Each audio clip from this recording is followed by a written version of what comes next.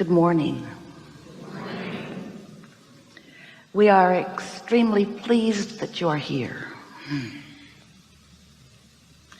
It is good to come together for the purpose of co-creating.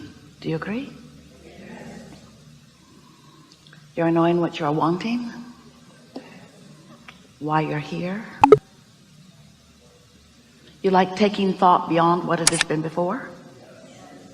Do you understand that you are a vibrational being first and foremost, and that you are offering a vibration all the time, and that the vibration that you're offering is sort of where you're at, what life has brought you to? It's often based upon what you've been thinking about. It's about what you've just been thinking about. It's what you are thinking about. But what you are thinking about is usually sort of like what you have been thinking about, because you usually don't move much from what you have been thinking about to what you are thinking about, but you could. What you are thinking about, which is a lot like what you have been thinking about, is largely about what you're observing. So what you're observing and what you have been observing and what you have been thinking about and what you are thinking about keeps bringing more to observe that's just like that. So most things don't change very much for most people, even from decade to decade, because you have these habits of approaching life that are mostly based upon observation, and so it's a cycle that you continue to repeat, but it is not a cycle that needs to be repeated. As you are observing your life experience, you are continually, without knowing it usually, giving birth to preferences of improvement. It really is the basis of all evolution. So as you are emitting this vibrational awareness of what would be better for you from your vantage point, that vibration matters a lot. It becomes a part of a vibrational reality that is the basis of future realities of future generations, but it could be the basis of your future and not so far distant reality.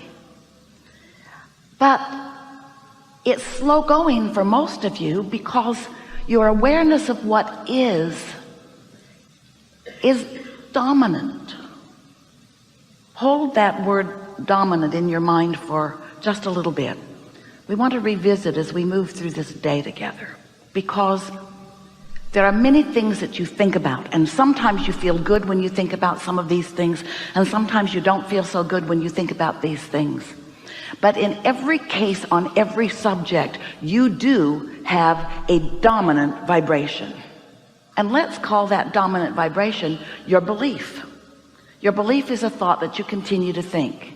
And the reason that you continue to think the thought is because it's dominant, so it's easiest to find. It's dominant, so it has the most momentum. But it doesn't have to be dominant, and it doesn't have to have the most momentum, because you could make a thought of your choice dominant just by making a thought of your choice dominant. You could say, this thought is more important to me than that thought. Prosperity is more important to me than poverty. Even if poverty is dominant in your current experience, you could make prosperity dominant in your vibration if you'd stop observing. If there's somebody in your life that is giving you constant grief and you're observing them, how you feel about them is dominantly negative. But you could feel dominantly positive about them if you would stop letting what you observe be the basis of your vibration about them. You're sort of getting the hang of what we're talking about here.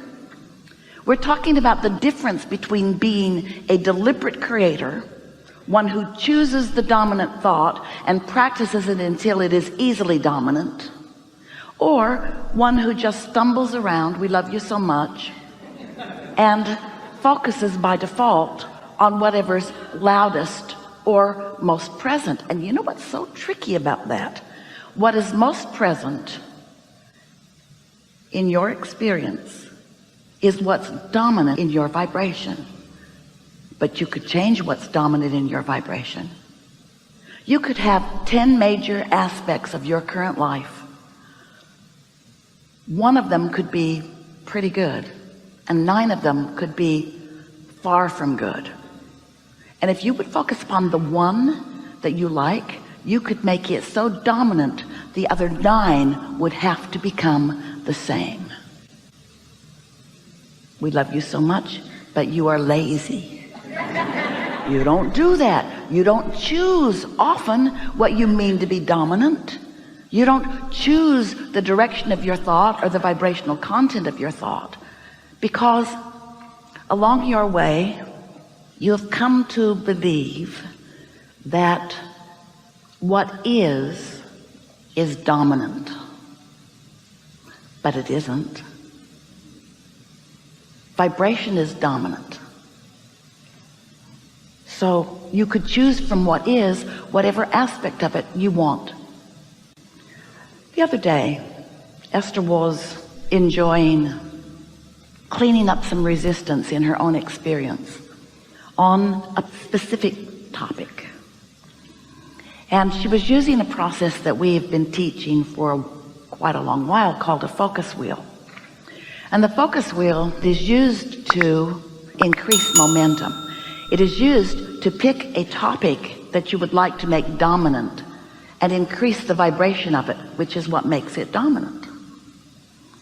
So the focus wheel works like this. You're observing life, something that you observe could be improved, and you recognize it.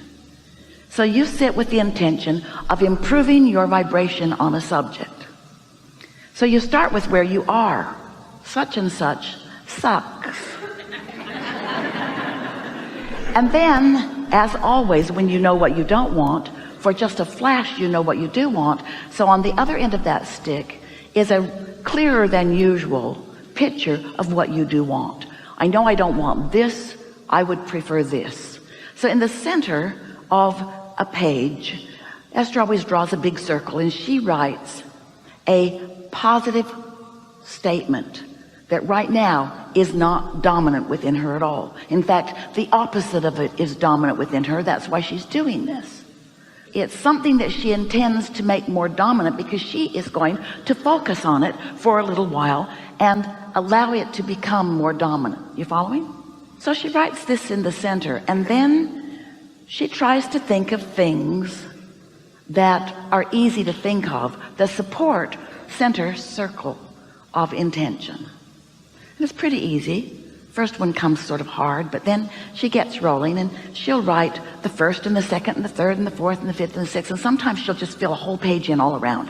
Sometimes you can hardly see anything left on the page. It's just writing everywhere. Sometimes the momentum becomes so fast that she finds what she has written in the center to be dominant in this moment. She changed what was dominant to something else. We call that deliberate creating.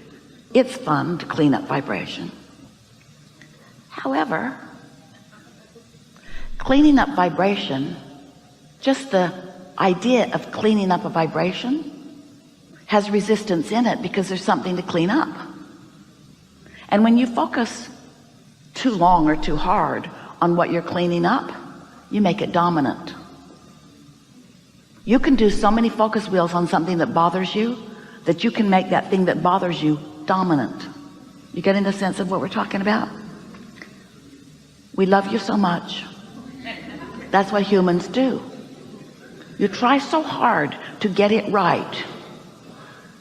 You want so much to be good at what you do that you are so often in your quest for rightness or goodness or improvement actually activating the other end of the stick without even knowing you're doing it.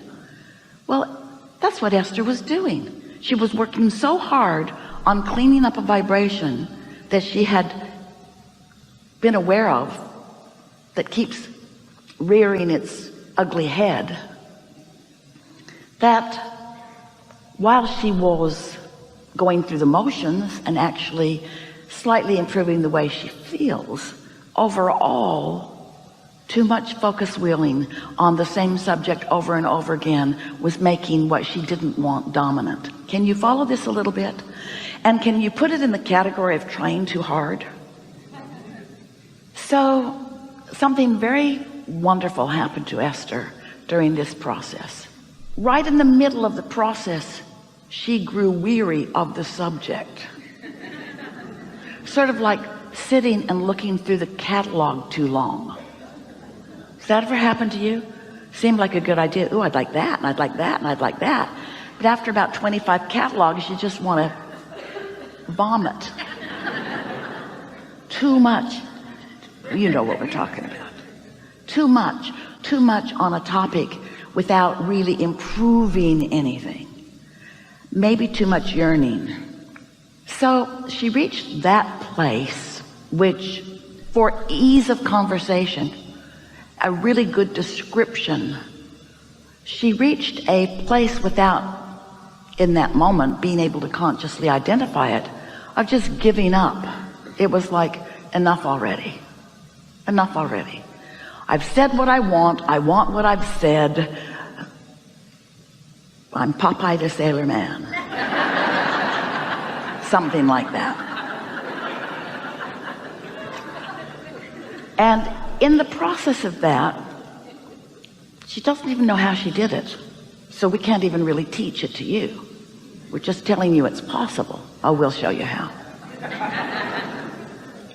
Esther fast forwarded into an uncluttered space of pure desire. And the thought that came to her mind was, if I could have this any way I wanted, if I were starting all over with this, if I were starting completely over with this, what would I choose? And right behind that came the thought, since I'm starting over right now, because every moment you're starting over.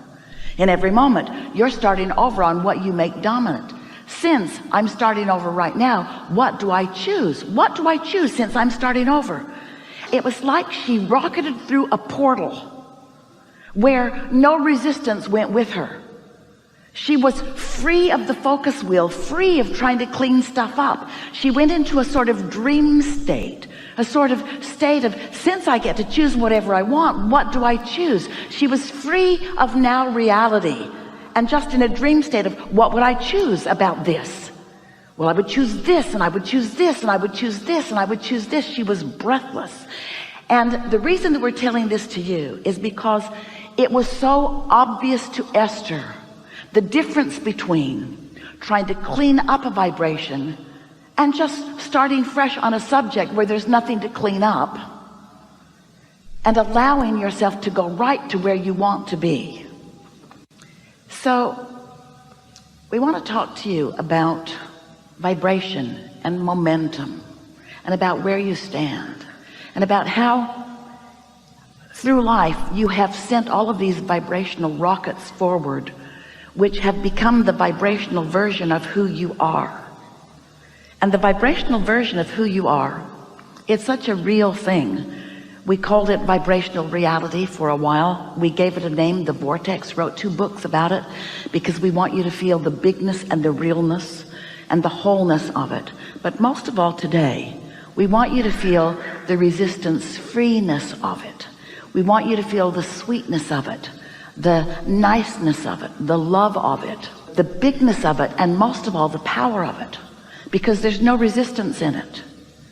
There's resistance when you try to get to it, but when you just know that it exists and don't try to justify going to it, it will call you to it when you are least expecting it. We want you to give up the struggle of improving yourself and accept the perfection of who you are.